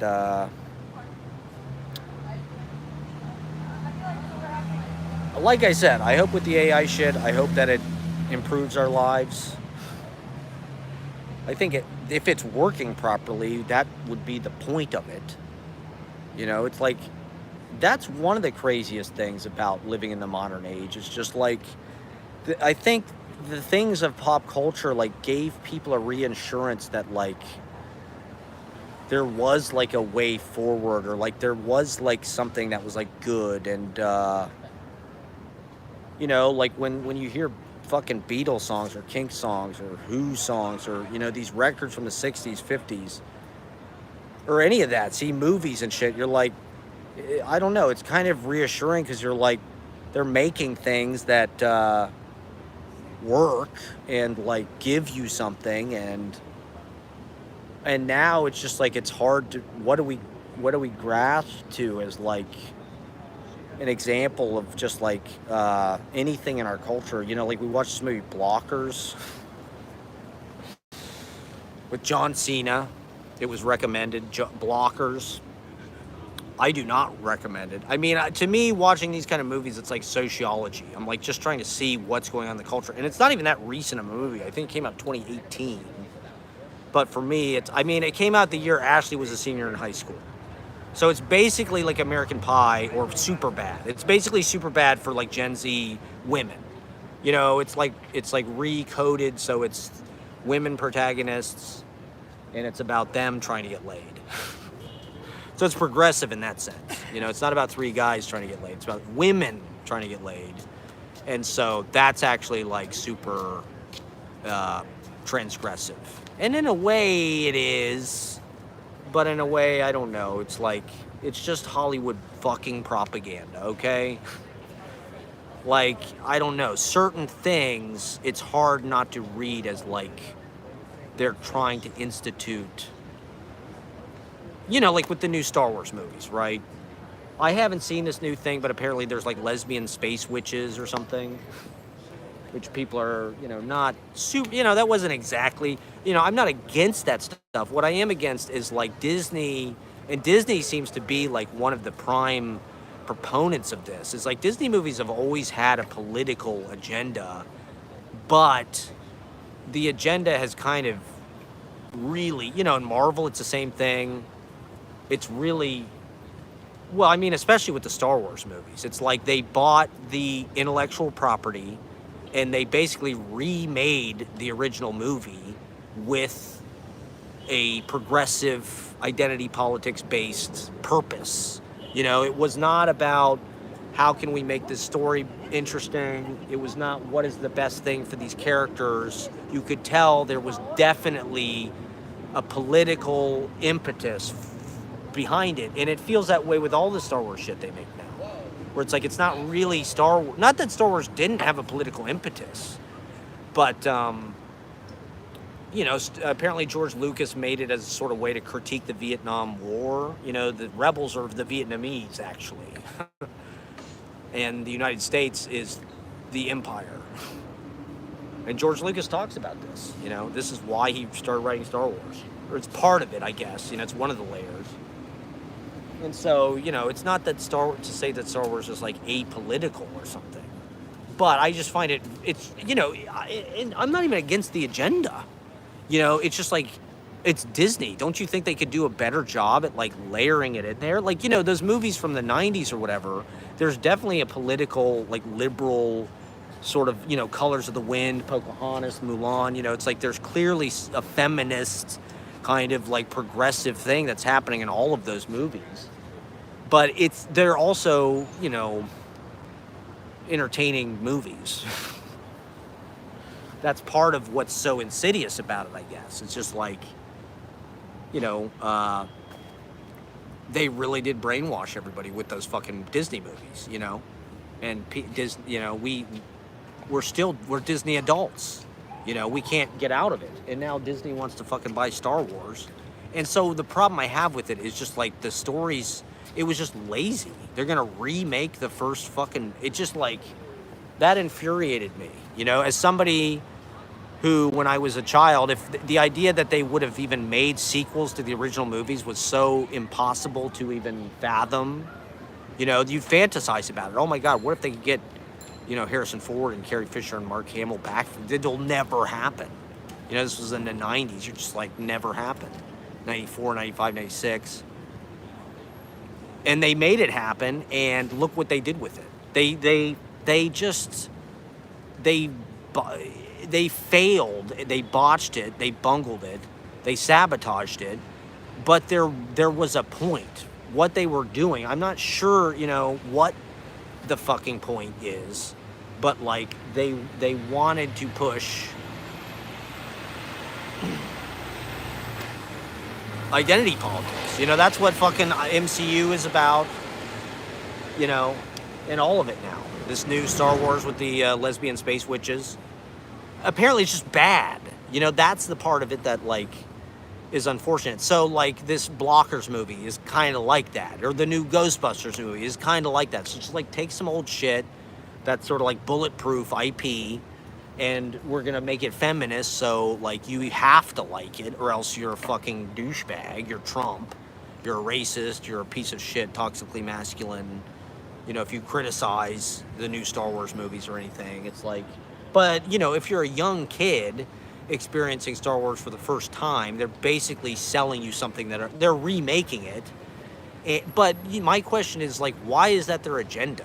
Why is the whole point of the movie, we want a female white protagonist, we want, and blah, blah, blah, blah, blah. And so it's like, that's okay. It's okay if they want to make strong female leads and have, I'm not against that. I'm not against any of it. I'm not against wokeness or identity politics or anything. What I'm against is like, I'm just suspicious of like, why? Why does the fucking Walt Disney Corporation want to buy fucking Star Wars of all things? This hugely popular, is it good? I guess it's global, it's globalism maybe. They have a global market. The film industry is going to make money. They got to figure out new ways to make money. And so all these MCU movies and shit need to play to worldwide audiences. Worldwide audiences like these stories for some fucking reason. Or I don't know, wokeness is global, I guess. But it also just felt like they're trying to make as much money as they possibly fucking could. And they didn't care about making, there was no like storytelling magic. Like that's what Hollywood is supposed to do. That's what Lucasfilms is supposed to do. And when you go to movies today, you do not feel that. You don't feel storytelling magic. So this Blockers movie, it also feels like it has an agenda. Why is John Cena in all of these humiliation ritual films? We watched a little bit of that Trainwreck movie with, it's the Amy Schumer Judd Apatow movie. And I didn't have the sound on, so I don't really know anything about it, but it was like a body positivity, gross out, you know, we're going to see if Amy Schumer, Nepo baby, you know, scion of Chuck Schumer, senator family, is like a viable box office, you know, Chelsea Handler for sort of sloppy girl boss, you know, mini Jenna Bushes with some extra money who can't find any good men. So they're just going to watch Amy Schumer's movie about how she's a train wreck and, you know, her life being an alcoholic who hooks up with tons of dudes. So John Cena's in this movie. He's like one of the dudes she hooks up with, you know. I guess that's a way to show, like, okay, she can get this fucking dude that's super jacked and stuff. But then he's in, and he's okay, you know, he's a pretty good actor, I guess. You know, he's better than Hulk Hogan. I would cast Hulk Hogan. I would put Hulk Hogan in a movie. I think Hulk Hogan could be very effective in a film. He'd be great in like a Harmony Korine film. They make another fucking Spring Breaker. You know, the Spring Breakers trilogy really needs a third. You know, we got Spring Breakers, we've got the Moondog, whatever the fuck that movie's, the Beach Bum. The trilogy needs to be completed. So put Hulk Hogan before it's too late. I mean, you can't have a movie about Florida without Hogan. But yeah, so Cena's in Blockers, and he famously kind of butt chugs this like liquor. Cena's just kind of the go-to guy. He'll do anything. He'll do anything, and he's got a proven audience because he's John Cena. He's another example. Like, he's a talented guy. He's definitely sharp and funny and fast. Kind of weird looking on screen. He kind of looks like Mo or Shemp. He kind of looks like Shemp from the Three Stooges. If, like, you know, he was Conan the Barbarian. If Shemp and Conan the Barbarian had a kid, it'd be John Cena. But he's just kind of down for whatever they want to put him through. I think probably because he worked for Vince McMahon. You know, but he'll fucking, you know, boof fucking, you know, 40-ounce liquor on fucking screen. He'll wear a dress at the Oscars. I don't know, are humiliation rituals real? But I guess he's found a nice little career for himself after wrestling.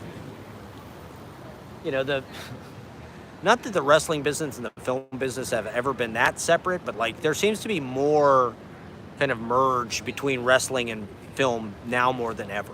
I guess it's just fake fighting. I mean, that's movies. You know, a lot of movies are fake fighting. Now WWE is owned by fucking Endeavor or whatever, which is like this huge Hollywood agency. I'm gonna get off pretty soon because I've got 10% battery. But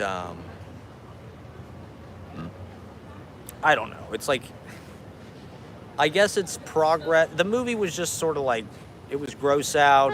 It was just gross, to be honest. It wasn't even gross out. It was just gross. There's a scene where they're all puking all over each other in a limousine. I guess that's progressive. If that's your equal rights, go for it. You want to make a shitty fucking, like, gross out teen comedy about, you know, prom night or whatever. I don't know. The premise is a little ludicrous. You know, like if the parents were really progressive, I've never heard of anybody's parent, you know, like that's like Christian and evangelical shit. Like you're going to try and hunt your kids down and prevent them from having sex. That's something like a psycho Christian person would do. I don't think that was really represented in the movie. So I don't know. It was like, the one thing I want to comment on is the cinematography. All these Judd Apatow, kind of post-Judd Apatow comedies. And you can tell he's sort of like the mold. Knocked Up. I saw Knocked Up in theaters when it came out. That movie was a big thing in the culture. And then Superbad happened. And I don't like these movies, really, to be honest. Like, it was okay. You know, Superbad was okay. I guess it was better than American Pie, but like,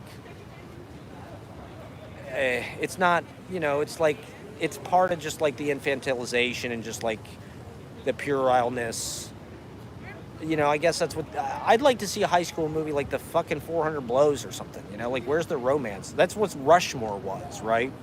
That's why Rushmore was like, because it's not this fucking like just stupid like Porky's or whatever. You know, edgy. There she is. All right, we're signing off now. Okay. All right. Good night, everybody. All right.